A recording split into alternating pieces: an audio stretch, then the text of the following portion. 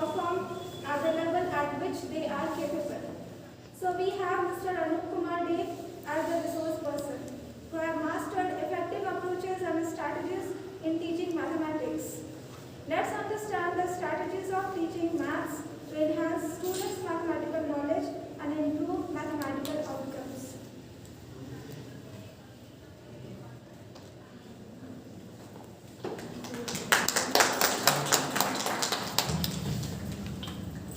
Good afternoon, everyone. Good afternoon, sir. Thank you, Sister Jenny. Thank you, our assistant in charge, for giving me this opportunity to express my view on this teaching strategies of mathematics. Before we start, I would like to explain, or I would like to elaborate on this, that methods, these are actually your way, how we are transmitting our information to the students.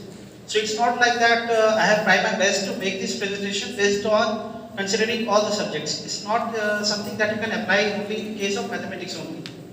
So I believe that such methods will be interesting, or we can apply in our daily classes also. So this is what we are going to start today. But before that, I would like to ask you one question. Why mathematics? Why this mathematics has been included in our curriculum? Because the first question any student, they should ask, or they should know, that why we are teaching them mathematics, or even English, Hindi, or any subjects. The question is why. Can anyone give any satisfied answer on your side, that why you are teaching science, why you are teaching English? Any particular genuine answer? Because it has got logical and critical approach to reach out to a conclusion by deriving certain methods step by step. Okay. Any other? We all have been teaching here, so I believe that you should know that why you are teaching other subjects, right? Alright. I believe that if this God, if God has created this universe, then He must be a mathematician. In every aspect, you are going to find the application of this mathematics. Starting from your daily life to your professional, social, everywhere you are going to find the application of this mathematics. And I believe all of you agree with this. Is it true or not? Yes. Alright. So,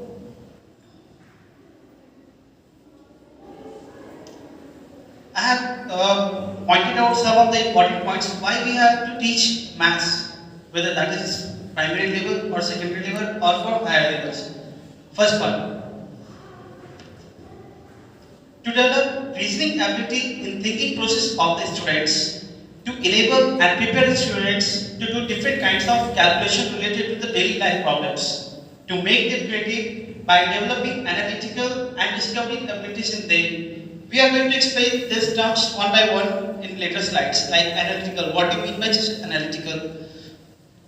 To enable them to learn other subjects of science or general science, to prepare them for higher studies, to develop scientific approach in them, to understand the realities of life on the basis of logic, to enable them to find out the similar patterns in one particular activity or phenomenon for generalizing the result from them.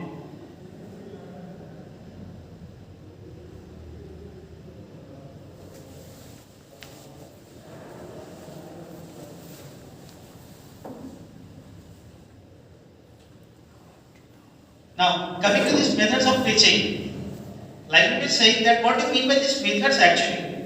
Methods means it's a mode which are in the ways that we are transmitting our knowledge to the pupil's mind.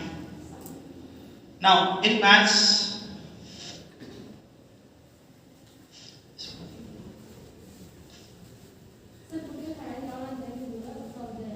it's working with this side or this side? What are they?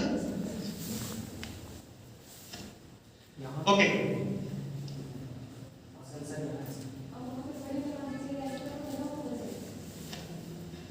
So generally in maths, as a primary methods, we do have lecture methods, inductive method, deductive method, heuristic method, analytical method, synthetic, problem solving, laboratory, and project. We are going to see what do they mean actually. We are using these methods in our daily life, but we are not actually able to identify that which method is applicable to which students or which method we can apply at a certain point or for a group of students. You need to understand, actually we as a teacher need to understand the need of the class, the need of individual student, and we need to decide that which particular method will be applicable at what time. So if we have the knowledge about different methods, we can apply the same knowledge. So considering I have prepared these things, first of all, lecture method. What do you mean by this lecture method? When we say lecture method, or what are the things or what kind of teaching we can include in this lecture method?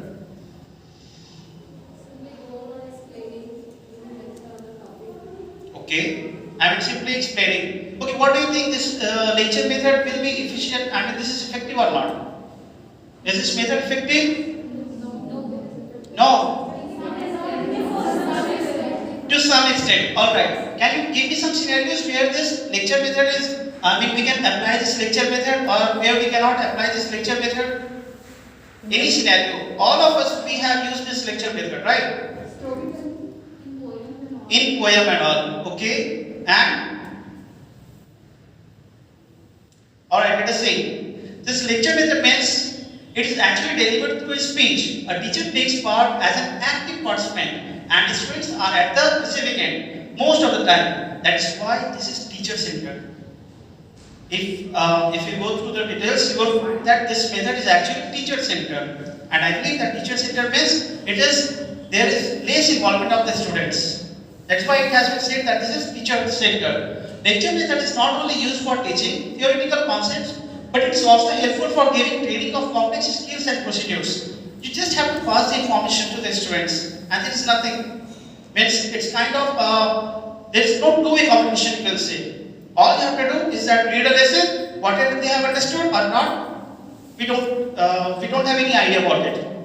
This is what actually happens in this lecture method. Now let us see the pros and cons of this lecture method. What actually happens in this lecture method?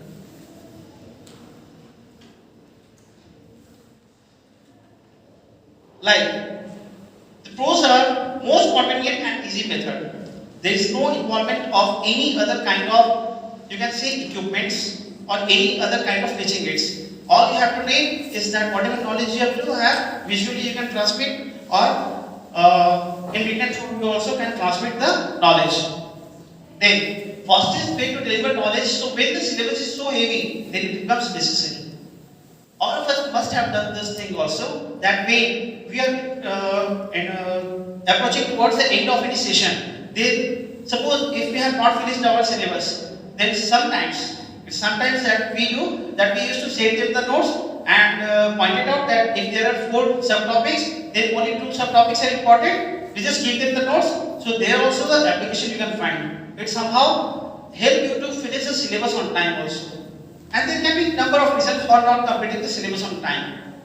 Then, when the strength of class is very high, then it becomes more important. Then, this is so economical because there is no equipment involved in it, and only one teacher can teach so many students. This is the teacher-centered approach, so students cannot play an active role. Like I said, coming to the cons part. This method does not develop reasoning and thinking ability in the student. Because whatever information we are passing, they are just taking it. And there is no role of their mind is not playing any role. They are not analyzing the things. They are just taking the things as we are explaining them. Then second one is inductive method. Now when we talk about this inductive method, let me give you an example. Suppose in this Lalpur region, if I have a class and if I explain them, that see, go and find out the height of 4 floor buildings around this region. They went out, they surveyed, and they find out that the height of the 4 floor building is around 40 feet. The students came and told me, sir, my height was 38 feet, my height was 40 feet. They have find out according to survey, and they said that it was information. Now we come to a conclusion that if there is a height range between 38 to 42, then it must be a 4-floor building. Alright, this is actually called as inductive method, where we are going from the known to unknown things. or from specific to a general form, from example to rule of formula. Where we are forming some formulas. This is where we find the application of this inductive method. Students have presented some similar examples, like I told you that different buildings were given to some just examples or block of examples. Extreme होता है बच्चों को. Where they try to establish a formula, rule, law or principle by observing them. If a generalized result is true for those similar examples or problems, then it would also be true for other such kind of examples. Like some students they have told me that all the buildings are they are having height of 38 to 42 feet. Now, if they are going to find height, I mean without counting the numbers of floor, if they go and find again another height of the building and they find out that the height is 45 feet, which is not within that range. So obviously, automatically they will have a mind, or they will have they have a rule in this mind that the building must be 5th floor and not 4th floor because the height is out of that range. So this is how they are building their rules on them. Means the rules are being made by them actually. We are not setting and we are not giving them any rules. They are only making the rules. So this is actually inductive. Now, the pros are of this inductive method is that it's very useful to introduce a new mathematical concept along with a formula or rule. We have given the rule and after that they are discovering that okay, if this thing happened, then this is the thing that will happen next. Students can infer the more complicated rules or formula. This is a student-centered approach. All the students will establish laws and principles by themselves, so it gives them confidence. Obviously, when they are doing something there on their own, they will gain confidence that okay, I have done this, then, and whatever they are doing there on their own, it's going to last long in their mind. So this is why I mean sometimes it's being insisted by teachers also.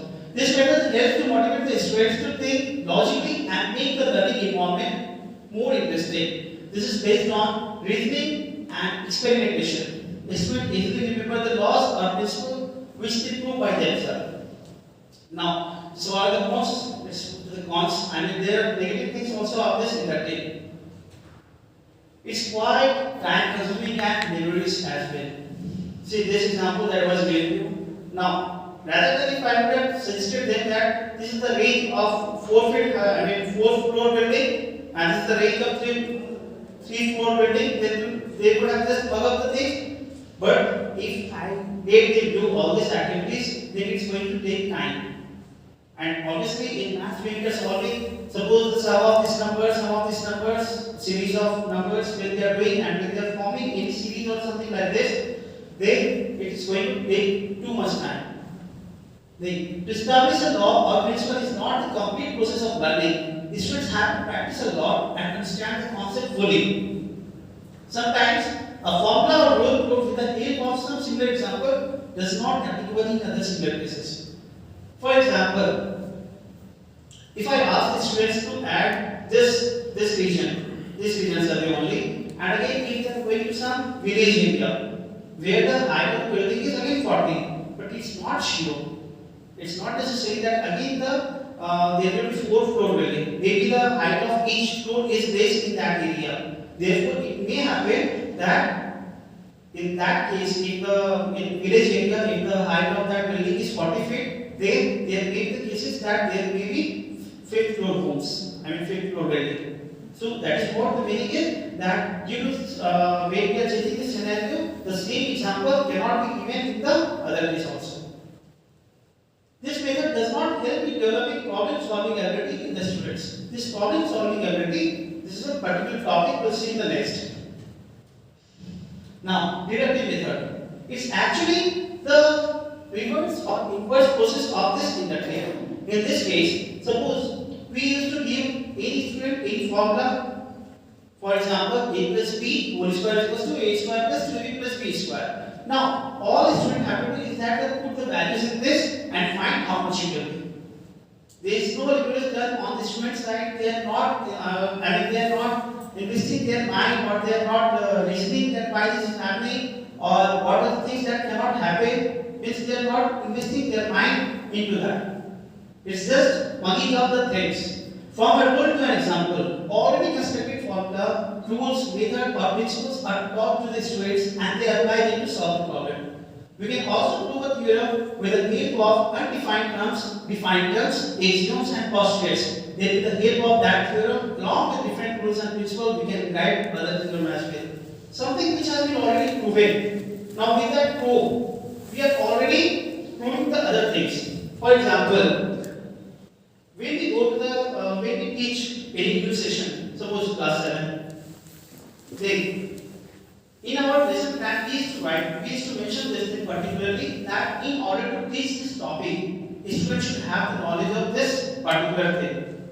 Or if suppose if I am going to teach Pythagoras theorem, then before that I need to make sure that the student should have the concept of similar triangles. Because without the help of the similar triangle concept, they cannot learn this Pythagoras theorem. Otherwise, I will just give the formula, they will learn it. But if I am going to prove this Pythagoras theorem, I need to make sure that they should have the concept of this similar triangle. Similarly, in order to know this concept of similar triangle, they should have the concept of congruency also. So this way, the things are interlinked with each other. So this is what we have to make sure that the things, whatever the link is being made, it has to be linked with the previous knowledge.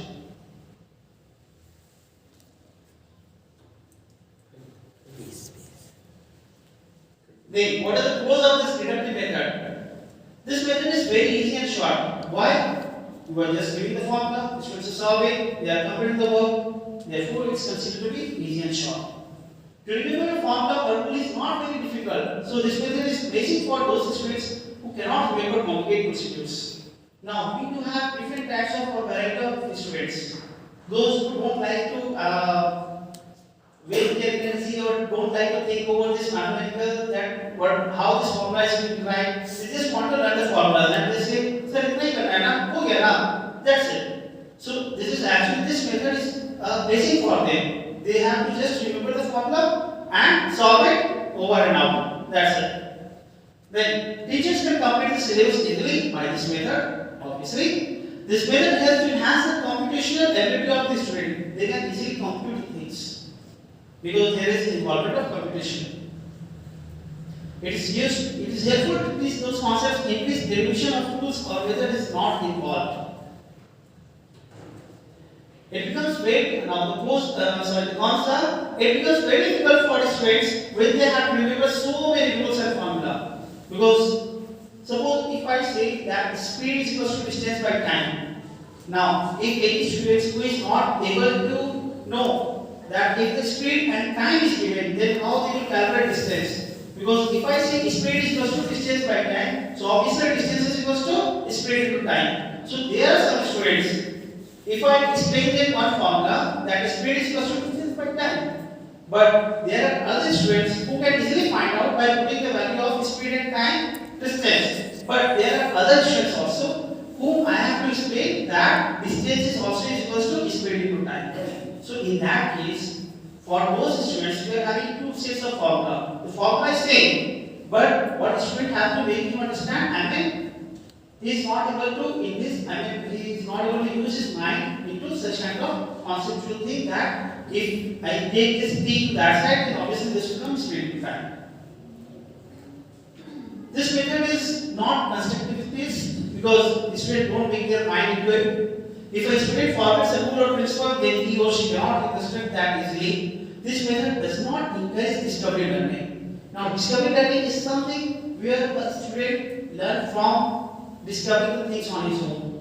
Whether that is grammar, literature, or math, or science, anything. We will see that discovery learning. The students may be doubtful about the reason of using one particular formula. Sometimes students used to arise this question, "Sir, ये वाला formula क्यों use कर रहे हैं? इससे क्यों नहीं कर रहे हैं?" So if he is not having that concept that why we are using this formula, then he just solving the questions. That's it. Now, under this heuristic method is actually going to be discovery. Any student who is to solve questions and if he or she is discovering anything by his own, that's a ऐसा करेंगे, ऐसा होगा, ऐसा कर सकते हैं. Sometimes there will be students who are solving the questions of standard and who is standard 4, 5 and he is solving the questions of 7 and 8. The reason is that they have the concept and they just apply the things in their own way. Sometimes you might see that a plus b whole square has already happened, right? Visham is one of the parents has already came whose child was in 5 and they solved the way of 7. Visham has marked it wrong, and the parents came and came saying arguing that That was about board mass simplification. would must. So he has said something, and he has told the parents that the same thing can be applied in higher classes. So the thing is that if the student is having knowledge, then he can apply the same thing for his solving the next stages of problems. So where a student learn the things on his own, that is called under this heuristic method. Teacher only facilitates them by raising relevant questions. He is to ask them questions like, okay, you tell me what this is that. For example, hypothesis. In our educational term, we come across one word that is hypothesis. We used to give students a situation. Let's suppose if this happens, then what will happen? In maths also, if I say that the side of the square, the side of the square has been doubled, then what will be the effect of this area? In physics, in chemistry also, if I make the magnitude concentration by this, that, then what will happen? If I say that the mass of the earth has been increased by 2 times, then what will happen to the gravitational force? Like this. So these are actually our hypothesis we need. हम लोग अपने से एक hypothesis बच्चे को देते हैं और वो खुद से सोच के एक डिस्कवरी के तौर पे बताते हैं कि अगर ऐसा होगा then what will happen next. This what comes under this heuristic learning. So many researchers have proved that heuristic or discovery method is more effective in teaching mathematics as expository approach. Now the pros and cons of this heuristic methods are: it's a student-centered approach. It makes them creative. It gives confidence to the students because they discover the solution by themselves. It develops reasoning and thinking abilities in the student. It creates concepts in a better way because they are being on their own. They are finding the solutions. They are finding the things on their own. Therefore, we can say that their concept is being clear. Continuously inquiring the students keep them active and they do not get bored. Then cons. It's too much time consuming. If any student has less aptitude towards discovery, it becomes very difficult for him or her to learn something through this method. It's only applicable if the strength of class is low. Why it has been mentioned? Because teacher, we are only a single person. And if we are asking questions hardly within 40 minutes, we can ask 10 to 15 questions in class. Now, if the strength of the class is high, there this application and this method cannot be applied directly. Therefore, this method is not suitable for teaching all kinds of analytical problems. Sometimes a teacher fails to ask proper questions during the discovery process that distracts students. It should be very well planned thing. Because what questions we are asking, because it's like series of questions. If we are asking any question, then the student answer can go in different ways. And every open-end question is not like a closed-end. Closed-end means yes or no. And open means we can have variety of answers. So whatever questions we are preparing for students, we should be ready that if the student is answering this, so what will be the next question? So it should be well planned. With the help of this method, daily syllabus cannot be finished in time. Next, coming to this analytical method. Now, one becomes across this analytical method. Have you observed the working of this projector? How this projector is working actually? Ever? No, anything. Have you ever observed? Have you working of any electrical equipment or anything? During challenges or anything like this? Yes. I have observed. What object? Observed this working of electrical equipment as a So, how it's working actually? What are the things involved in it? the light is involved, reflection is involved. Okay, Absorption of light by so many things. that's correct. So, in teaching also, when a lengthy problem is given, let us come to the English. Those who have been thinking that it's only math, then what other teachers will do? Suppose lieutenant. What's the spelling of lieutenant? It's L-I-E-U-T-E-N-A-N-T. Alright? Now the thing is that a simple child will not be able to remember the spelling of this lieutenant. If I ask any student what is the spelling of this definite, then he or she may not be able to remember. But if I ask that students की definite का जो spelling है उसे आप याद रखो, झूठ तो 10 चीटी. It is LIE झूठ. You means only you, not YOU. You तो 10 TEN and. So the thing is that we are actually breaking the things into smaller things in which the student has already prior knowledge. कोई बड़ी चीज को हम उसे छोटे छोटे भागों में तोड़ रहे हैं और फिर उस चीज को बच्चा याद रखता है अच्छे से. In maths also, in English, Hindi, science, everywhere this is applicable. A student may not be able to remember a long sentence, may not be able to solve a long theorem. There are 2-3 pages of theorem, so वो नहीं याद रख सकता है. But if I ask him कि इस question को proof करने के लिए पाइथागोरस की जरूरत है, इस क्वेश्चन को प्रूफ करने के लिए आपको सिमिलर ट्रायंगल्स की जरूरत है, like this. So if you are doing these things, then obviously here he is going to apply these things. So this analytical method actually try to break into simplicity, breaking up the problem in smaller segments and then move towards solution. Like many students in our childhood also, I have seen some of the things in my home also, that how it works. कुछ खिलौना लाए, गाड़ी को कैसे चल रहा है उसे तोड़ के खोल के चक्का निकाल के मोटर निकाल के बैटरी सब कुछ किया. So obviously this projector, this actually works on the principle of reflection and this magnification. छोटा सा कांच लेके वो उसे magnify कर रहा है. So there are some students, if you see, they look at their refrigerator at home, TV at home, everything, and they used to find it out that how this is actually working. In our teaching method also, if there is any complex things which I cannot explain in simple language, so what we have to do is that breaking up the problems in small segments and then move towards solution. It leads us from the unknown part of the problem to something already known, like this झूठ to 10 चीटी. Obviously, students must be knowing what the spelling of झूठ in English to 10 चीटी and all. Like this is just an example. This method emphasizes on why we are applying different kinds of operation and what is the relationship between the required solution and other portion of the problem.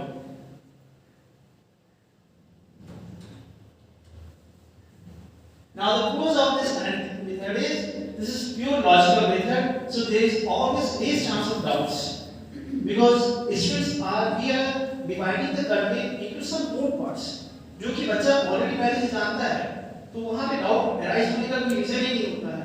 But even we might find difficulty to link the things. Now कोई बच्चा बोल सकता है कि sir झूठ तुम 10 चीटी को 10 चीटी झूठ तुम नहीं याद रख सकते हैं.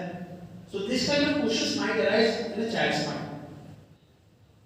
Discovering the solution is an essential part of this method, so it enhances logical thinking and reasoning ability of the student. The students always play an active role in this method. The students do not need to memorize any set of procedure to solve the problem because all the things are already inside his mind. He is already knowing. There is a very great tool of this prior knowledge. बच्चे को पहले जो चीज आना चाहिए वो जान रहा है कि हाँ इसको ये चीज करने के लिए उसे क्या क्या आना चाहिए. Therefore, his prior knowledge is already there. Then, it encourages scientific attitude. Cons are difficult to acquire efficiency and speed because this is like trial and error method. If all of you are aware regarding this trial and error method, what happens in case of trial and error method? We did something, if it failed, then again we go back to doing the same thing again with another approach. Right? So what happens that way any student is not able to remember that what is the meaning of this, in which formula this can be solved, or how, till where it can be broken, like spelling also. तो वो फिर से उसे वापस break करेगा. Then this is actually time consuming. Not suitable for all kinds of problems. We cannot apply this method in every problem. This is not suitable if the syllabus is so lengthy. Next is synthetic method. Again, it's just opposite of this analytic method. In case of analytic, what we are doing, we are making up the things, and in this case, we proceed from the given or unknown elements in the problems to the desired solution or unknown, which synthesize or put together separate elements or a small portion given in the problems to draw a series of conclusions until the unknown or desired result is formed. Now, if any student is aware of the things that a wire conduct electricity, if any student is aware about that a battery can pass electricity. If a student is aware of that a bulb can light if electricity is passed through it. So obviously वो तीनों को अगर मिलाएगा, then that bulb will light or not. Same thing is here also. We are moving from small particle to the bigger solution. So this comes under synthetic method. Based on already learned concept, because the students are knowing that what are the functions of these three things. Then again, he is moving to the unknown concept. The students are not bound to give reason for each and every stage while solving a mathematical problem. Now, the students may not be able to answer that wire is conducting electricity, but he knows that this wire will conduct electricity. He doesn't know that how electricity is being produced inside the cell, but he knows that वहाँ पे अगर wire को touch करेंगे तो bulb जलेगा. Alright, so this is what actually happens in synthetic method.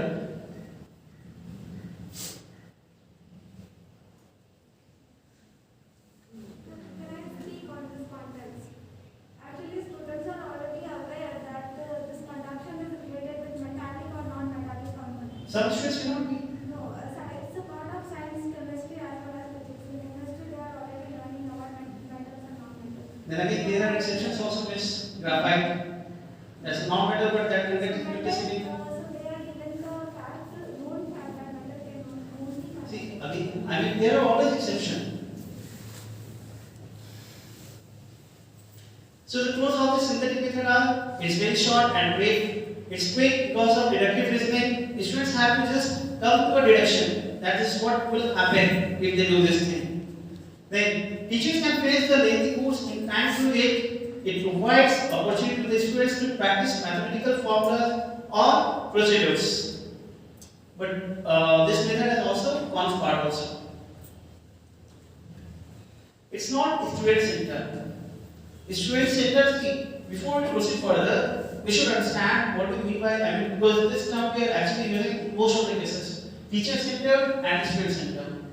When we are preparing any lesson according to our convenience, syllabus खत्म करना है, टाइम नहीं है, आज नोट्स भेज देते हैं, या फिर जो हमारे कन्वीनियंट के हिसाब से हो, then these methods are actually categorized into teacher centered, but in which a student community has been if a student has to be observed that what he or she is learning or not, then that will be called as student centered. In this case also, it is not student centered because whatever knowledge he had already, then that has been put up here. It does not develop reasoning ability in the students. He doesn't bother that how this electricity is produced inside the cell. The students have to remember so many steps without reasoning. It does not employ heuristic approach. Heuristic means it's not discovering anything out of it. Whatever it is there, is just applying it.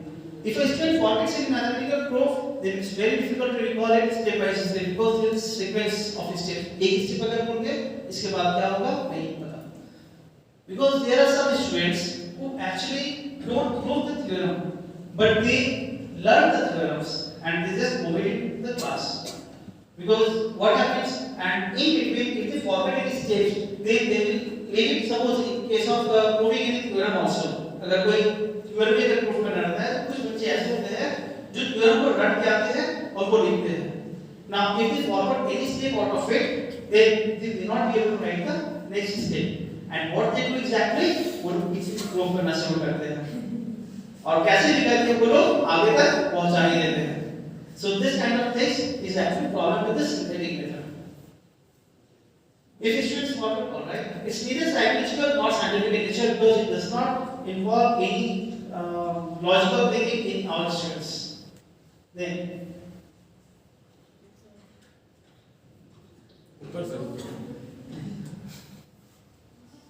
Next one is problem solving method. Now, before we proceed to this problem solving method, suppose if I have taught in my class that how we can find the perimeter of rectangle and then circumference of circle, like measurement and all. Now, if I take these students to ground and ask them that annual sports is going to be conducted by this, now you have to prepare the track, and the length of the track should be 100 meters.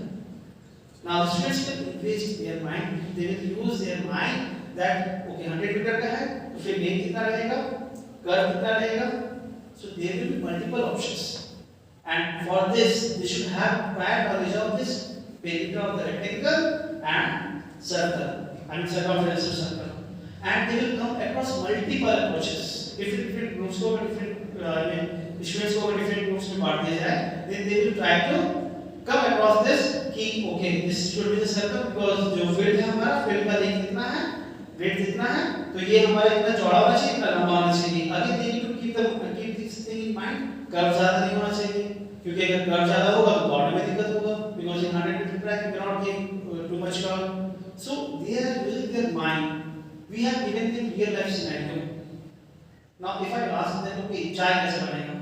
What proportion of quantity you will give this tea, sugar, water, milk? So different students will come and say that sir, एक चम्मच sugar वगैरह इतना ग्राम वगैरह. Now again they will use different things. Different students are going to use different quantities also. Now you have to decide, I mean in case of classroom learning, that which method will be, I mean whose answer or who is more approachable towards the solution of any given problem. As a teacher we have to do that. The students become capable to find out the solutions of different kinds of problems, not only during the studies but in their daily routine matters as well.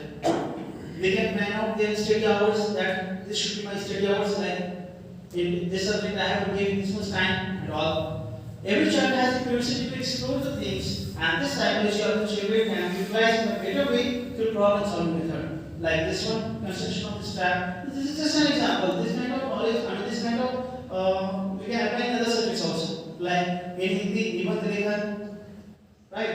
So they used to collect the information from all the sources that they have, and they used to show their talent. It's the most important instructional methodology for mathematics. The students are given in maths. Actually, I think why this has been mentioned, because in maths they are relating the things with most of the things with daily life. There is daily life application of maths in our life. सब्जी खरीदने जाइए, वहाँ भी है. एक की जगह इतना है, 15 रुपया है. It will take much more time for us rather than those vendor people to calculate. The reason is that we have developed our knowledge, but they have developed their skills. वो लोग हमारे से पहले, we might have to take out calculator to calculate the things, but वो लोगों को जरूरत नहीं पड़ेगा. वो लोग पढ़े लिखे नहीं है. Why? Because they are doing the same thing again and again. Daily they are doing. So if we take our students to those vendors and if we ask them to think that how they are calculating, maybe a 10th class students may not be able to find out that how much is 19 into 19, but a 4 or 5 class students will be calculating that much more faster than the 10th class. The reason is that they have different perception. वो 19 नहीं multiply करके 20 करेगा, फिर minus करेगा. So there are different ways. The students are given such problems which cannot be solved easily, or their solutions are not obvious. Like there are different solutions, like construction of this trap. A student tries to reach the goals of solution through the series of events or procedure. Like construction of this rectangle, then again circle, and everything. Now, under this problem solving method, there are what are the pros here? This method is scientific nature. Obviously, students are doing on their own with their prior knowledge. It's scientific nature. It's student centered. It's helpful to enhance the reasoning ability of the students. The students are provided opportunity to apply their previous knowledge through problem solving. The students learn how to face totally new situation by solving different kinds of questions. Teacher can assess the abilities of his or her students easily. We can easily understand that which student has understood to what extent. This is also understandable with this activities. This method improves logical thinking in the students, which leads toward creativity. They can show different creativities also. They improves answer. This method is quite time-consuming, like this field work also. This is usually not recommended for lower classes because they are actually constructing their knowledge at primary level. They do not have all those prior knowledge for which they will be exposed to this particularly problem solving methods. वो लोग वहाँ पे सीख ही रहे होते हैं बहुत सारा knowledge गेन करना. वो लोगों के पास इतना knowledge है ही नहीं कि वो इस knowledge को इस method का apply कर सके. Textbook do not provide enough way to apply this method. Generally, there will be hardly 1 to 2 questions based on this. You will see in English Hindi also simple last question. that if there is any story at the end this happened और वहाँ पे आपको एक last question exercise का दे दिया अगर ऐसा नहीं होता तो कैसा होता. So this kind of things actually they are put into some situation. If this has not happened, then what would have happened? In maths also, it's like this. In our textbook, most of the things it's not mentioned, but yes, in reference book or in some sample papers, I have seen here are questions. But in main book, it's not there, or very few are there. Next one is laboratory method. We all are aware regarding this laboratory method. This is actually learning by doing, includes drawing of different shapes, taking measurement of geometrical figures, and making of charts and graphs. Students go through different experiments in laboratory or classroom and learn by observing and calculating themselves. During this process, they need opportunity to draw conclusion and utilize different laws and formula. Necessary equipments related to the laboratory work should be arranged in advance. All necessary concepts should be clear before starting the experimental work. Laboratory method, students are actually learning the things on their own by doing. Teacher, we are not there as a teacher, but we are actually as a guide. We are guiding them. If you do this will happen. If you do that, then this will happen. If you use concentrated, if you use dilute, then what this is going to happen. So we just have to guide the students during this laboratory method.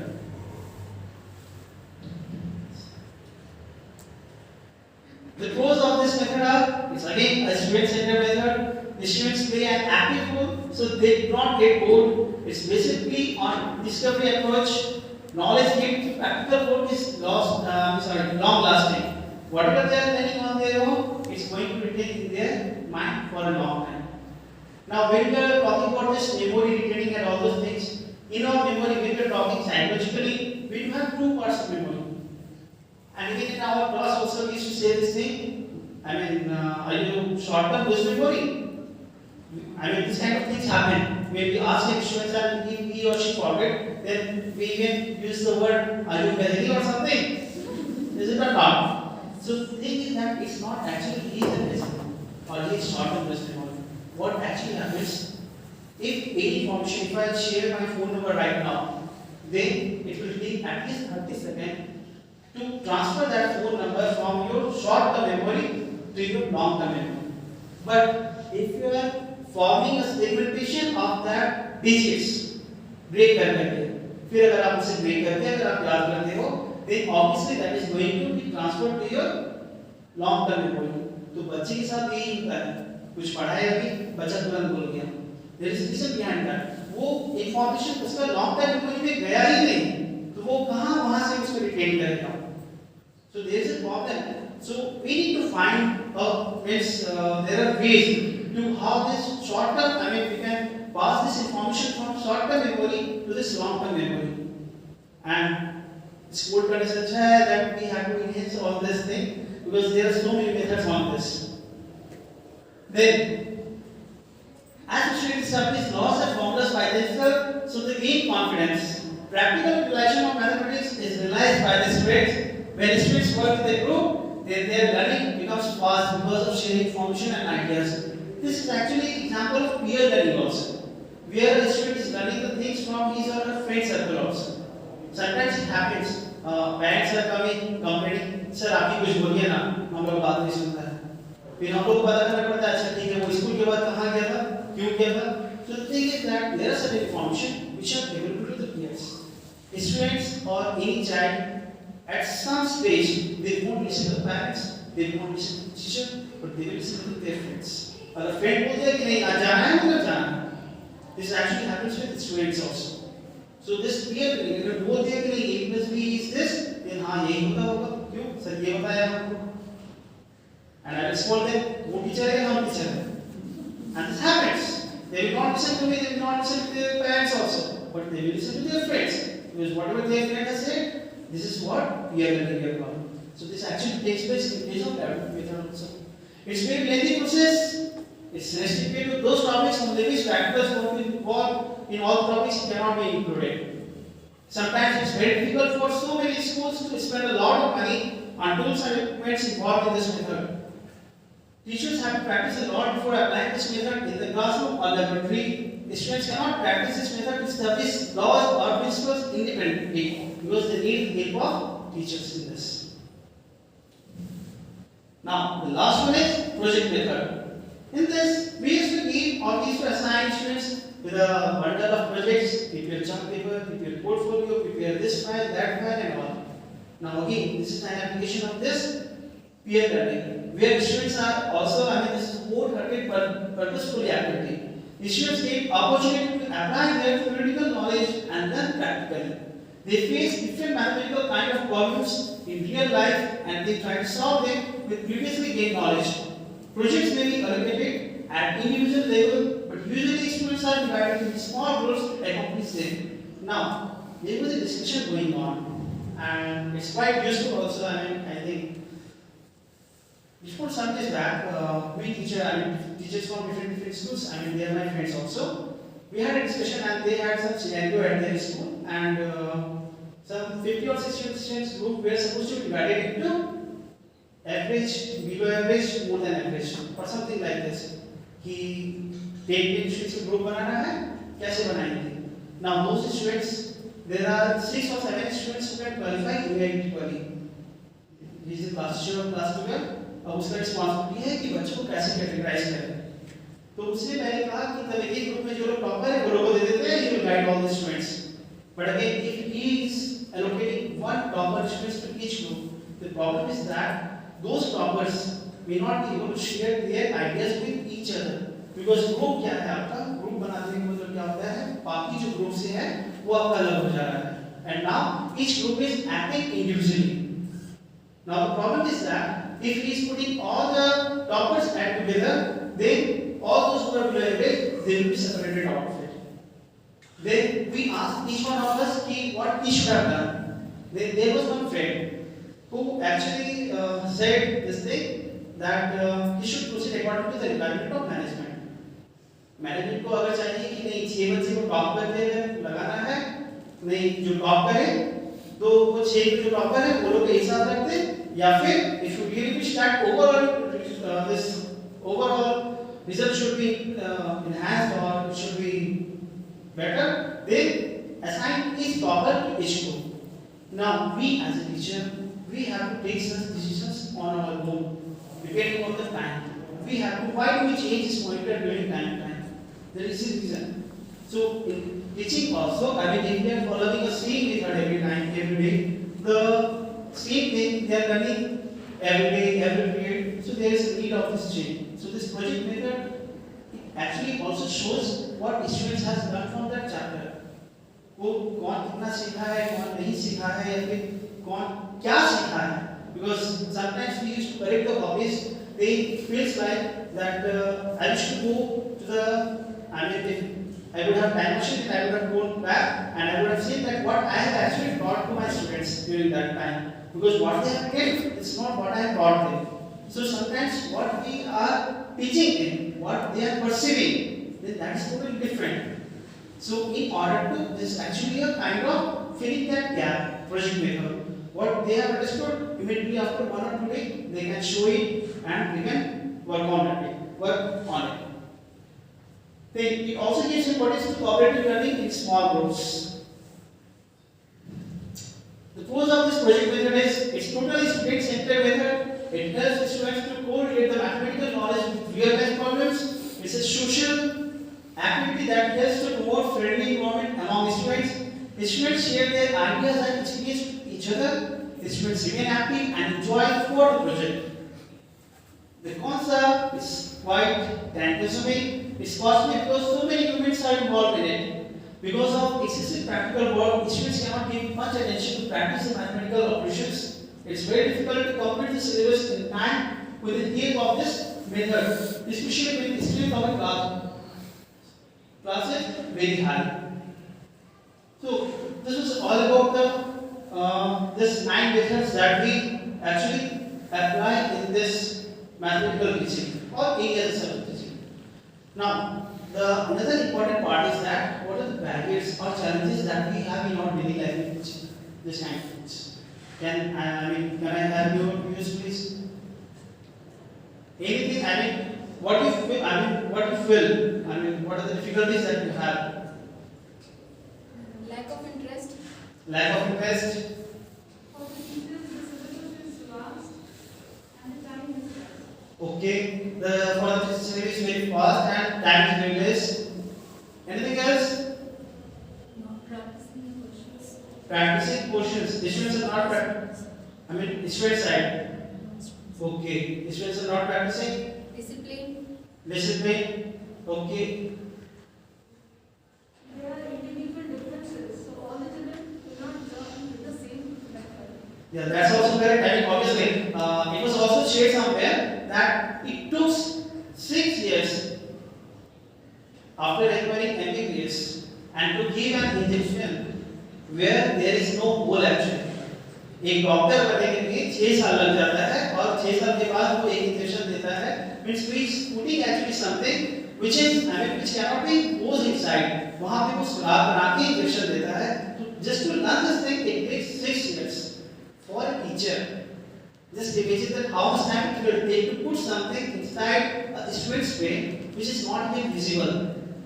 You are giving, I mean, we all are giving something which is not even visible. So how much time we gonna take? Right? Any other? Let us see. Interdisciplinary and interdisciplinary knowledge of subject is very much required. Like we have already this interdisciplinary topic before. Interdisciplinary means if I have been teaching maths, I should know the concept of this science too little. May not be I am master of this science, but I should know something about it. Alright? Now many times what you can see higher questions. If I am teaching algebra question, then maybe I will get geometry question. It's not like that I will stop practicing these geometry sections. अगर हम एक math subject से एक topic से math दूसरे math subject से knowledge नहीं रखते हैं तो वहां पे प्रॉब्लम हो सकता है for a teacher. So this interdisciplinary means being a math teacher I should know about the science and this interdisciplinary means I should know the subject content I mean topics of that subject also. Teacher motivation intrinsic and extrinsic. When we are talking about intrinsic, if you are a teacher by choice then this is intrinsic. If you are a teacher by chance, then that is non-intrinsic. अगर आप अपनी स्वेच्छा से पढ़ाने के लिए आए हो, then that is you are being motivated by on your own. That is called as intrinsic. Whereas this extrinsic motivations for any teacher comes from there are so many factors which motivates any teacher or any corporate world also like recognition, rewards, all these things which matters to motivate any worker, any employee, any teacher, any corporate or anywhere. The proper planning like timetable, subject allocation, group formation, etc. Adequate environment. This is very important. This is very important part. Proper number of students in the classroom. Sometimes it happens about teaching learning also. Then proper diagnostic and counseling of individual students. If any student is fighting in the class or he is not paying attention, वो घर में झगड़ा दे के आया है अपने माँ बाप को, उसके बाद क्लास में आके पढ़ने का मन रहेगा बिल्कुल नहीं. उसे डांट दीजिए, क्लास से बाहर निकाल दीजिए, कुछ नहीं होगा. Until and unless we try to find out the reason that why he is not paying attention, then it's not going to work. No matter whatever you are going to in whatever way you are going to teach him. So this individual counseling of any particular or individual is very important. No matter if he is top scorer, very intelligent or poor or anything, this counseling is very much important. Then this is all about my topic. What I conclude from this: make your subject interesting, have proper subject knowledge, use adaptive and appropriate approach according to the need of our class, time, situation, and everything. Then link the content to the real life. Try to implement value-based education and then this sensation, attention, retention, perception. These 4 words actually this is a very vast concept. In short, let me tell you. Sensation. When any student is learning something, suppose if you are crossing by a rose garden, आपको रोज का smell आया, that is what we call sensation. Your sensory organs comes into action and you have sensed the smell of that rose. That is what sensation. All right. Attention. Can anyone give me the explanation on attention? Any? I know we are not still running out of time. Attention. Kindly pay attention. We used to shout in the class, right? Focus. Focusing. All right. So what do you do to pay that? I mean, to pay the attention of students? Change the topic. You always should. I mean, obviously, what you do actually to pay the attention of the students? Sometimes we change the topics. Change the topic. All right. Any other thing? Warm up. Warm up. Okay. There was a story. Sometimes. Yes. In between, sometimes we tell the stories and poems and songs. To get their attraction. Yeah. All right. That's also one of the way. There is a story in Mahabharata where the Eklavya, I believe, who was Dronacharya. Dronacharya को बुलाया गया and he asked each and every Pandavas कि चलते हुए मछली में से आँख का निशाना करो.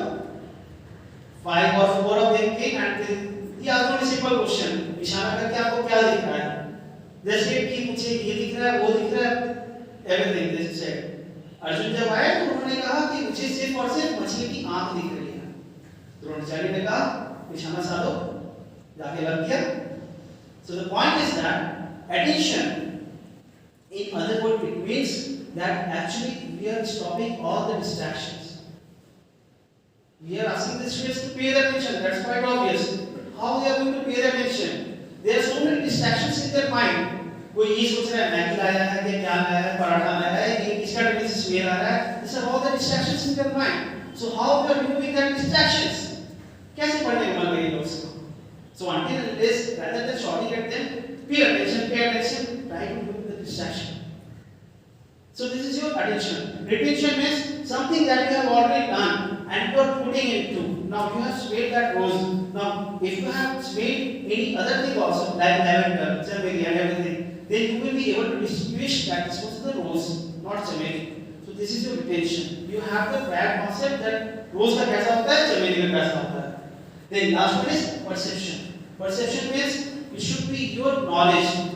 What is your perception on this thing? कि हाँ ये रोज का पहले भी हम सुन गए थे, मेरे फ्रेंड ने कहा कि ये रोज है, इस बार भी ये रोज ही होगा.